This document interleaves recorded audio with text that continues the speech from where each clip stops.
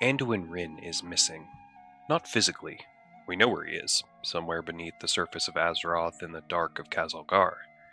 But the Boy King, the Golden Prince, the lion-hearted soul of the Alliance, he's gone. What's left is something quieter, sharper, more dangerous. Because the man who came back from the Maw has seen the machinery behind the world, and he's not sure he wants to be part of it anymore. From his first appearance, Blizzard positioned Anduin as a symbol of hope. Gentle, wise beyond his years, destined to heal the world his father fought to protect. He believed in peace, in unity, in the light, and then he was taken.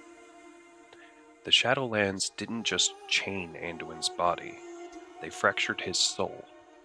Under the jailer's domination magic, he led assaults against the very people he once protected, wielding Kingsmourne like a cursed echo of Arthas.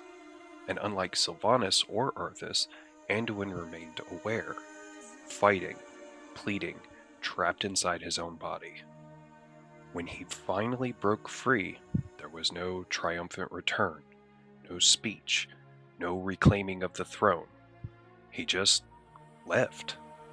"I don't think I can be the king Stormwind needs," he said, and then he disappeared. That wasn't cowardice, it was clarity.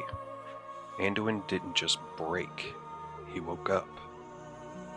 Now, in the War Within, Anduin has descended into the depths of Khaz Algar, alone, far from Stormwind, far from the light, seeking answers in the dark.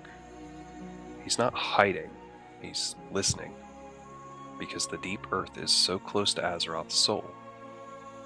Anduin may be hearing whispers not just from the void, but from something deeper, something primal. He may be trying to uncover the truth the Titans buried, the real nature of Azeroth, and what it means to be mortal. Even before Shadowlands, the void had its eyes on him. In Legion, Xal'atath whispers to Anduin, "So many voices whisper to you from the shadows. Do you hear them yet?" This wasn't just a creepy aside. It was foreshadowing. The void saw something in Anduin, not as prey, but as potential. Now he hears them, and the key is, he doesn't fear them anymore. The void isn't always destruction, it's knowledge without filter. It shows you truth without comfort, and Anduin, once the beacon of light, has begun to see that all cosmic forces, light, void, order, death, they have agendas, and that changes everything. Let's talk about Kingsmourne. It wasn't just a cursed weapon, it was a metaphor. Charlemagne was the reforged blade of Anduin Wrynn, a symbol of balance and unity, literally forged from the fusion of two blades representing Varian's dual nature. When Kingsmourne emerged, it wasn't just a new weapon, it was a perversion of legacy. Charlemagne, shattered, reforged into something dark and enslaving. It showed that Anduin's inherited ideals had been corrupted. The weapon that once symbolized peace through strength was now used in domination. Kingsmourne represented how the ideals of past kings, duty, honor, and strength, could be weaponized against free will. Anduin didn't just lose a sword, he watched his father's memory be forged into a tool of evil. And under the jailer's control, Anduin became the antithesis of everything he stood for. He led attacks on innocents, raised the dead, and helped forge a sigil of domination. The most painful part?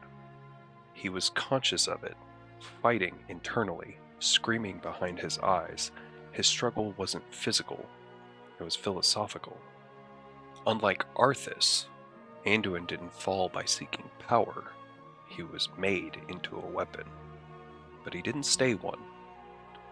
He didn't reject Kingsmourne because he believed in hope. He rejected it because he believed in choice. That makes him fundamentally different, and maybe more dangerous. While Anduin disappeared and now explores Khaz Algar above ground, Stormwind has moved on. Turalyon now rules, a light-forged zealot, a military man with a black and white worldview. He sees the void as evil and the light as absolute.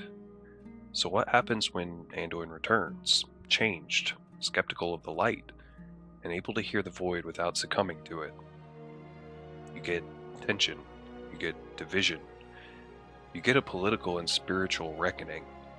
We could be headed toward a civil rupture in the Alliance. And then comes the expansion, Midnight. The void is assaulting the Sunwell, a font of pure light. That's a powder keg. The Sunwell was reignited at the end of the Burning Crusade using the spark of Muru, a Naru who willingly sacrificed himself. This act merged arcane and light energy, making the Sunwell sacred to both Beldorai and Cinderai faithful. The Void, as represented by figures like Illyria and entities such as the Void Lords, sees this mixture as unnatural, something to be unmade or consumed. The Light, conversely, considers the Sunwell a holy site, possibly even a beacon in the fight against darkness. This ideological collision sets up the perfect stage for Anduin, someone who's been forged in both light and void to play peacemaker, sacrificial guardian, or even something entirely new.